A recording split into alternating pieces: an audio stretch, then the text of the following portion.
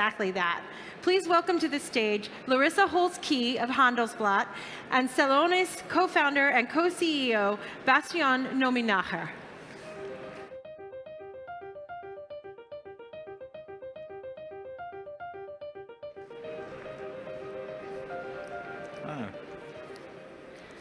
Welcome to everyone and welcome to you, Bastian.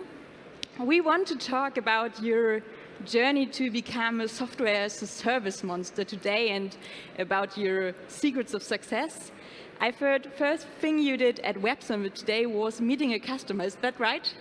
Yeah, that's completely right. So we want to talk about that later, so your customer centration. Let's start with your product. Celonis has not only become one of Europe's first decacorns, but also contributed to building a new category called process mining. So where does the term come from and what does it mean? Yeah, happy to talk a bit more about that, and it's absolutely awesome to be here. It's my first in-person conference with so many people and the vibe and the energy, but let's now talk a bit more about what we at Celonis do.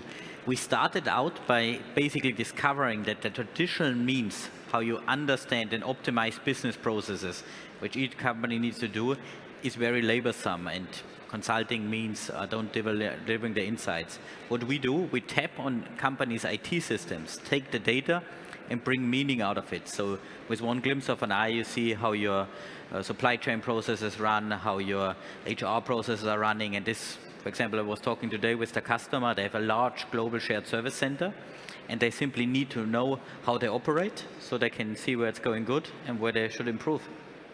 Okay, and in which companies and sectors can process mining be used most effectively?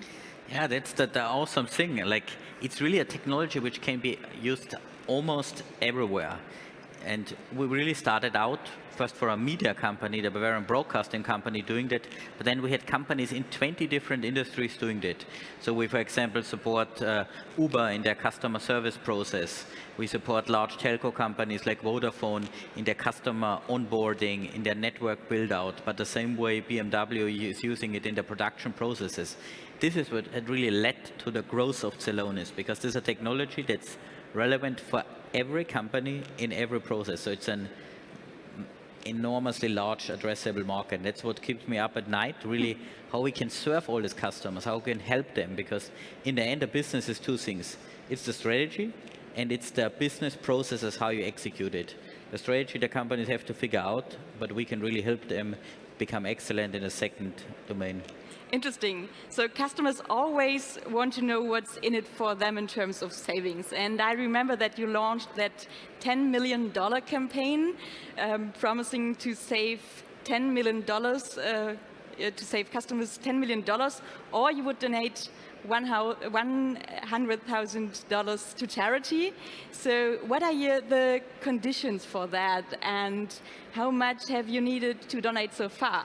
Yeah, sure. So what we had to learn early on, particularly if 3 students basically start a B2B tech companies, what the companies care about is value. Mm-hmm. And the beautiful thing is our technology can drive an enormous amount of value. Value meaning saving costs, running the process more efficiently, being able to sell more because you, for example, don't have delays in your order-to-cash process, or simply operating with a higher compliance level, like, for example, in banks with KYC processes.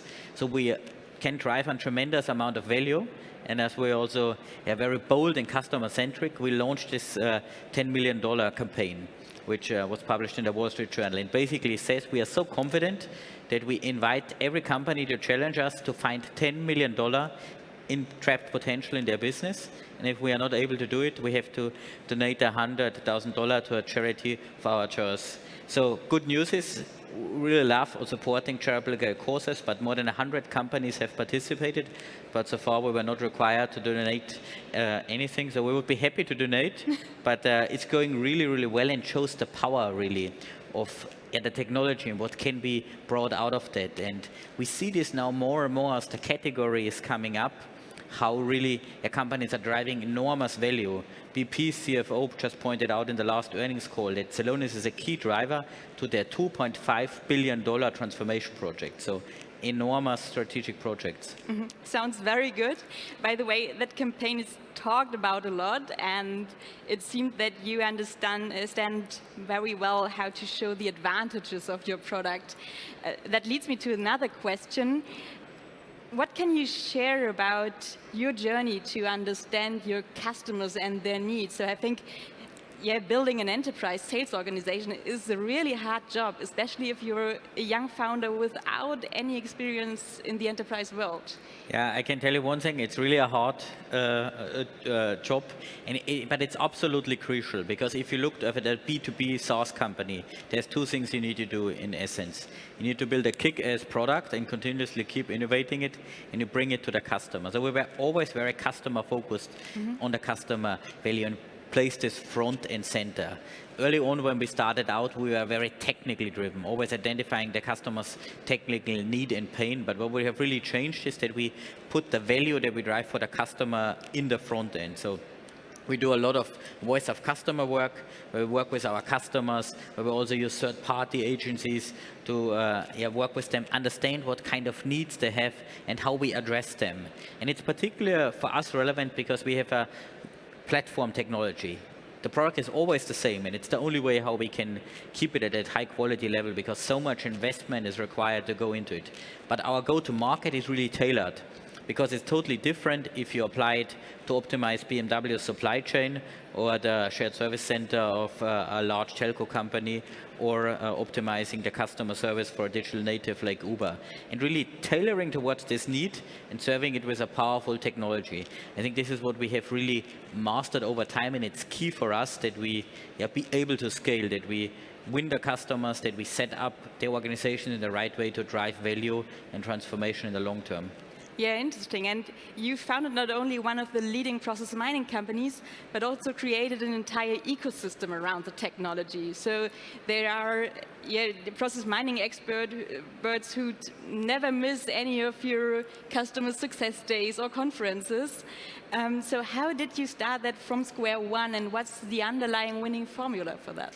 Yeah, I think this one of the most amazing things, and also personally for me so rewarding, to see all this people champion really driving this, because what we are doing here is we build a new category. So when you found a company, I think you can do two things. You either deliver an existing service or product cheaper or with higher value, or we come up with something new. New is better because there's no competition, but also more difficult because you don't know what you really need to do, how you serve it.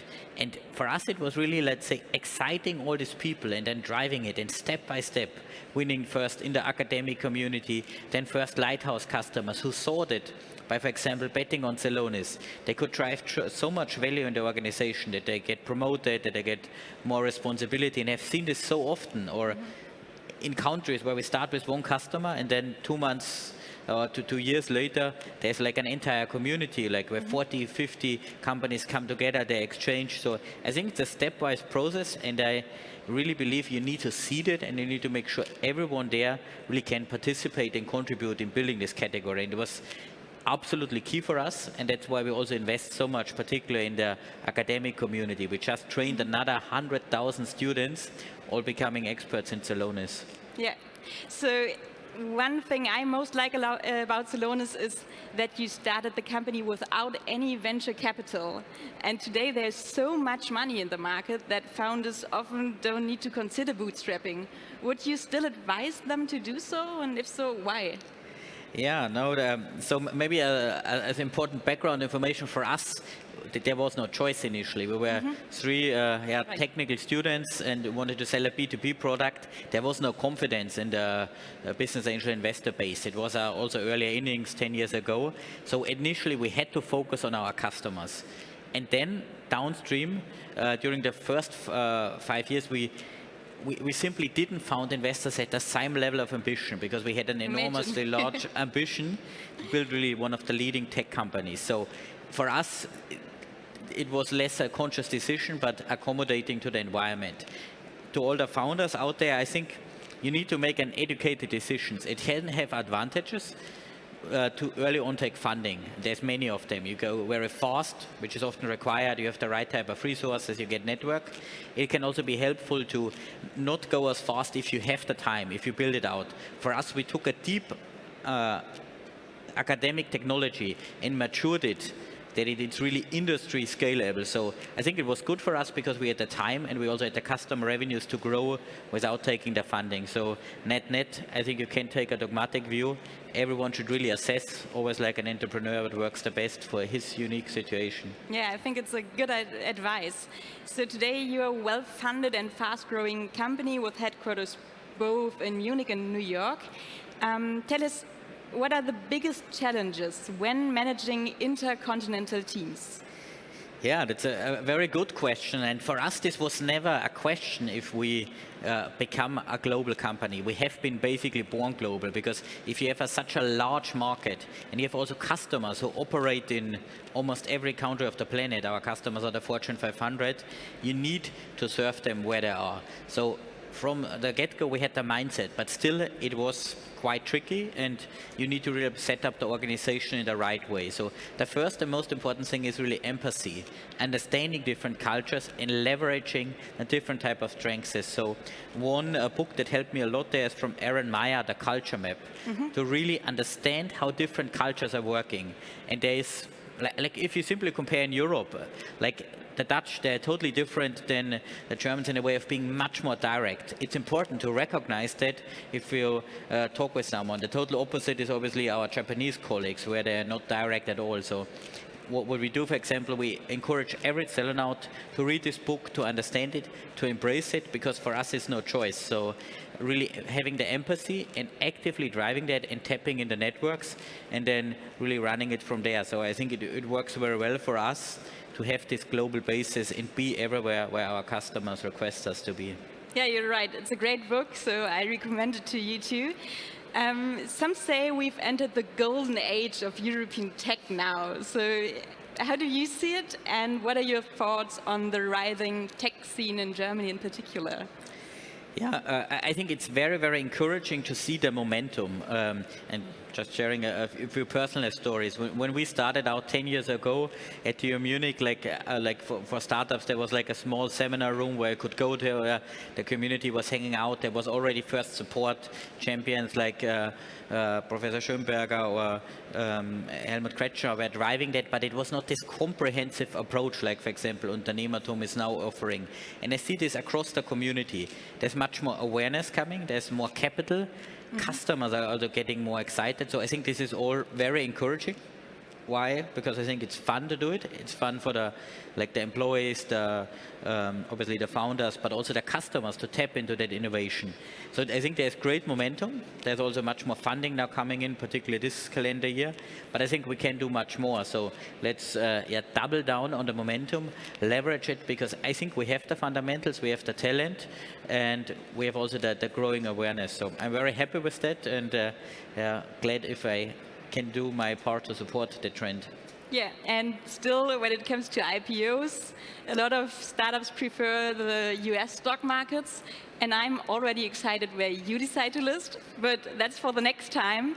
Thank you to everyone. Thank you to you, Bastian. It was nice to meeting you on stage, and enjoy Lisbon, enjoy Web Summit. Thank you for having me.